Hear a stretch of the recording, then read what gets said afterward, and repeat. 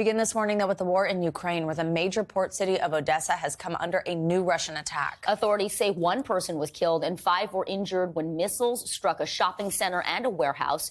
The attack comes as President Zelensky warns of a global food crisis if Russia continues to block Ukraine's main ports, which export agricultural products around the world. In Washington, President Biden signed into law the World War II-era Lend-Lease Act. It's aimed at streamlining military aid to Ukraine. Speaking yesterday, the president also said the U.S. is in this for the long haul. Every day, Ukrainians pay with their lives, and they fight along the atrocities that the Russians are engaging in are just beyond the pale. And the cost of the fight is not cheap, but caving to aggression is even more costly. That's why we're staying in this. We will hear from the founder and executive director of the National Security Institute, Jamil Jaffer, in just a few moments. But before that, let's go to NBC News senior national correspondent Jay Gray, who joins us live from Lviv. Jay, good morning to you. Let's start off in Odessa. What can you tell us about this latest attack and the situation there right now? Yeah, Vicky, the situation dire there right now. They continue to be pummeled from the air in Odessa. Over the last 48 hours, it's really stepped up dramatically there. Pretty clear that Russian troops are trying to take control of the entire coastline there. And you talked about the blockade of grain being shipped. That's going to become much more of a problem as we move forward here, with Russia really trying to dig in that Odessa area. We had a report from troops on the ground, Ukrainian fighters, that at least 7 of the missiles used during attacks in Odessa were actually Soviet-era missiles. So to them, that's an indication that perhaps the Russians are running a bit low on ammunition. They see that as a good sign and say they'll continue to maintain the course there and resist as tough as possible. And so far, doing a very good job of maintaining their territory there. Jay, we're also watching Mariupol this morning. There was a small Victory Day ceremony held in that city yesterday, despite the ongoing siege at the steel plant there. What's the latest on those trapped inside? How many are still there? Well, we're getting reports today that at least 100 civilians are still in the Mariupol area. Now, we don't know that they're inside that steel mill. Over the weekend, Ukrainian officials reported that all of the women, children, and elderly were pulled from that steel mill during the 4th trip by UN teams to try and extract them. They said that they had everyone there, that all that was left was the men from that area and the fighters who were staying and maintaining their resistance there. That has really been a hot point over the last couple of weeks of fighting between Russian troops on the ground and the Ukrainians there, and continues to be. But now we are getting reports of 100 civilians that may still be in that area. Jay, I want to move away from the battlefield for a moment, and we understand you have been meeting with Ukrainian artisans in Lviv who are making their mark on this war in a very different way. Tell us about that. Yeah, Vicky, pretty amazing to see a group of artists who craft things out of leather and make purses and wallets and things like passport holders. Now turning their attention and their machines toward making equipment for those on the front lines here in Ukraine, making holsters, making grenade sheaths as well, tourniquets for soldiers, and testing it in their facility before it makes its way to the battlefield. It's become a big effort from this group. 50% of what they're doing now is dedicated towards getting supplies to Ukraine fighters on the front lines. Jay, thank you so much. We appreciate it. For more on Ukraine, let's bring in Jamil Jaffer. He's the founder and executive director of the National Security Institute and former associate White House counsel to President George W. Bush. Thanks for being here with us this morning. So let's start with the revival of the Lend-Lease Act that Vicki mentioned a little bit ago. This famously allowed the U.S. to quickly send arms to its allies in Europe during World War II, but it also drew the U.S. into that conflict. Of course, that's been a concern here this whole time. Are you concerned about the U.S. becoming too entangled in Ukraine? I mean, beyond sending in American troops, which we have said we will not do, are there any other red lines before getting to that point that are too far when it comes to U.S. support for Ukraine that could ratchet this up with Russia? Well, you know, Savannah, during the World War II, the U.S. had sort of this pretense of neutrality, and Lend-Lease sort of changed the dynamic at that point. The reality is that from the beginning, we've supported the Ukrainians in this conflict. We've poured a ton of weapons and humanitarian aid into that conflict.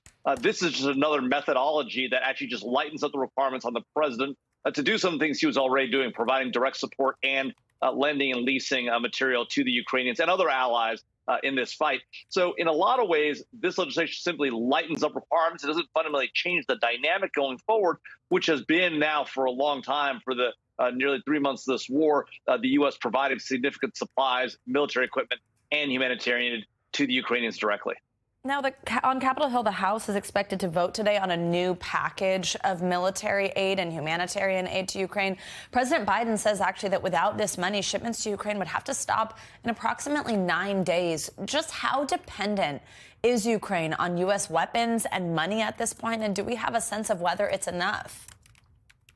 Well, look, there's no doubt that the weapons and equipment provided by the United States and our allies have been critical to this fight. The Javelin missiles they're using against tanks, the Stinger missiles they're using against aircraft, these new drones that we've now equipped them with that are going to be game changers in the fight, the Switchblade drones, the new Phoenix Ghost drones. So these are very important parts of the thing. Obviously, the Ukrainians have been doing a lot on their own capabilities, their own willingness to take this fight to the Russians have been important in this fight. But there's no question that without the support of the U.S. and our allies, the Ukrainians are going to face a dramatically uphill battle against the Russians, who do have a larger, more capable force than they put on the battlefield yet thus far.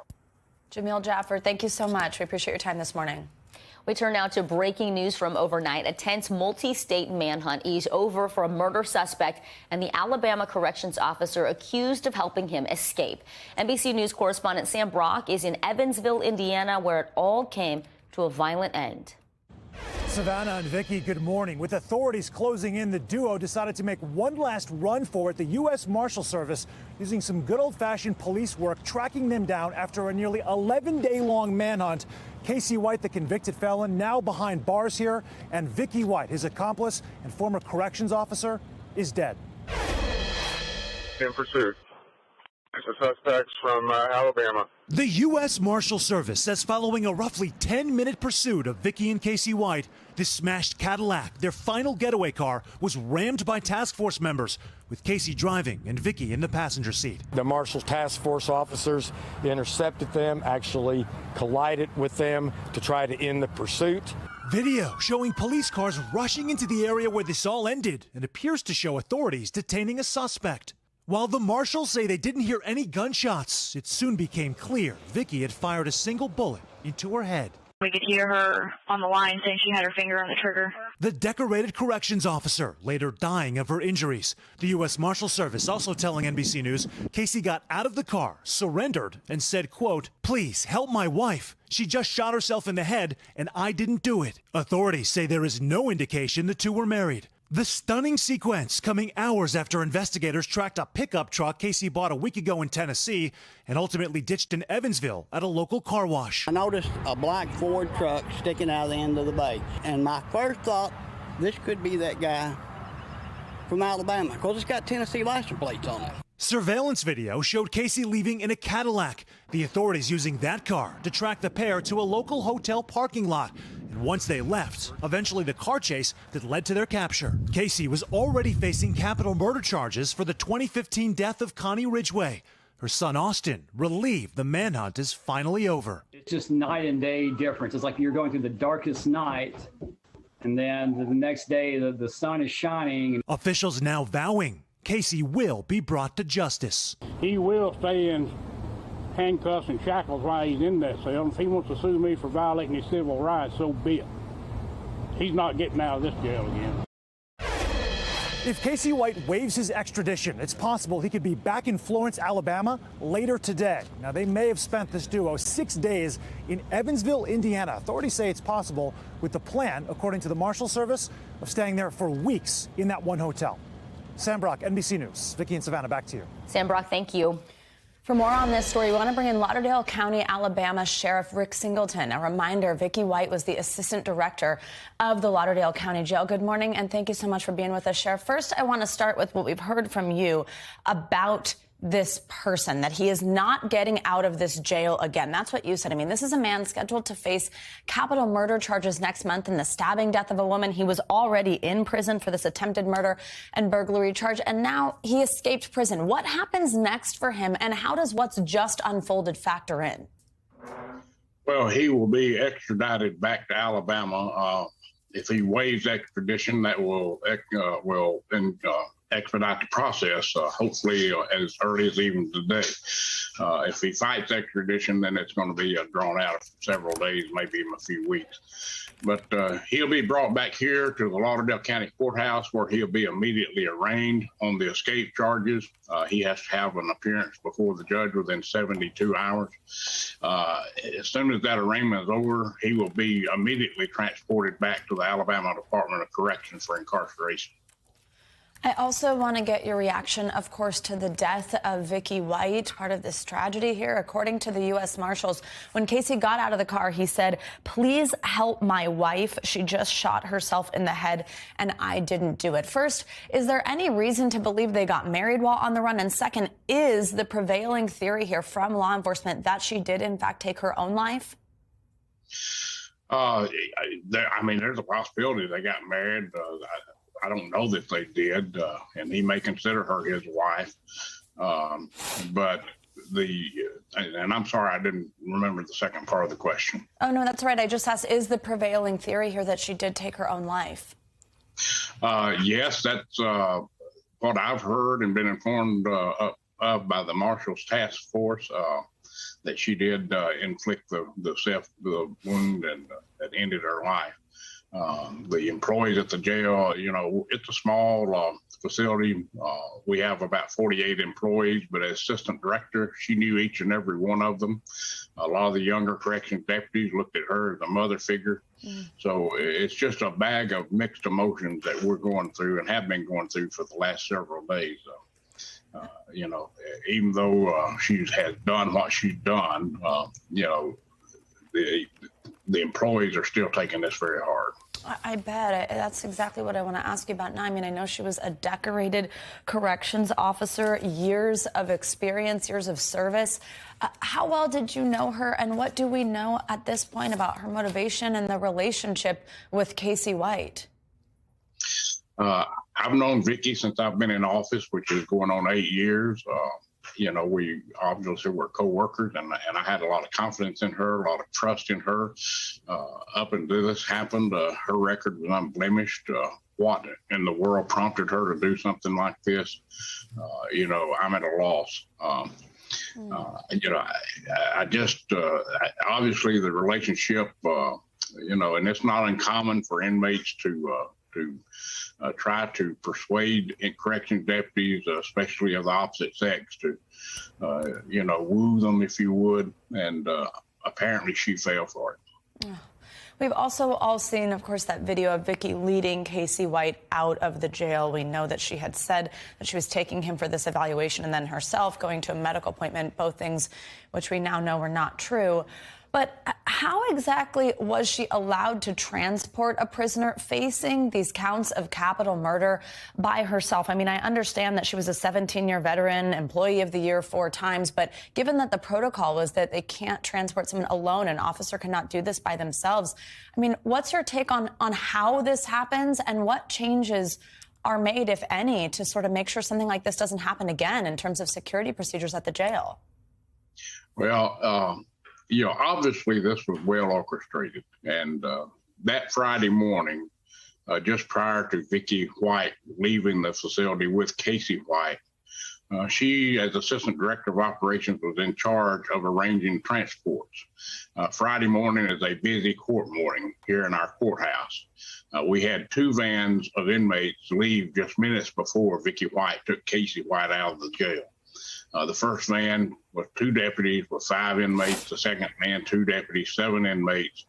So all the transport deputies were, in fact, tied up. And she used her position, and I think she coordinated the transports to ensure that there were no transport deputies there. And took advantage of her position and told the booking officer that she was going to carry him up there and drop him off to the other deputies. And I don't. The booking officer obviously didn't question it. I mean, she is the boss, and she's in charge of transport. So I think that's pretty much was fit right into her plan. I think all that was planned ahead of time. Sheriff Rick Singleton, we so much appreciate your time this morning. I know this has been quite a long week or so here, and we are sorry for the way that it's unfolded, but we appreciate your time this morning. Thank you. Today, President Biden is expected to unveil a plan that could have a major impact on your wallet. It takes aim at the country's record inflation, and its goal is to lower costs. NBC News White House correspondent Carol Lee joins us now with what we're learning about the plan. Good morning, Carol. What can we expect to hear from the president? And when could Americans actually start to see some relief? Well, that's the big question here, because a lot of what the president is going to outline are things that he's already done through executive authority or things that he wants to do. And to that end, a lot of this depends on Congress. And President Biden's going to talk about some of the things that he would like Congress to do in terms of health care, in terms of prescription drugs, child care, and things like that. But there's not a clear path for getting those things done. One thing that Democrats have said they would try to do is pass a so-called reconciliation bill, which is just a fancy way of saying that they would put everything that they can get passed just among Democrats into one piece of legislation. But again, there's not even agreement within the party on exactly what the way forward there will be. White House Press Secretary Jen Psaki talked about this a little bit yesterday. Take a listen.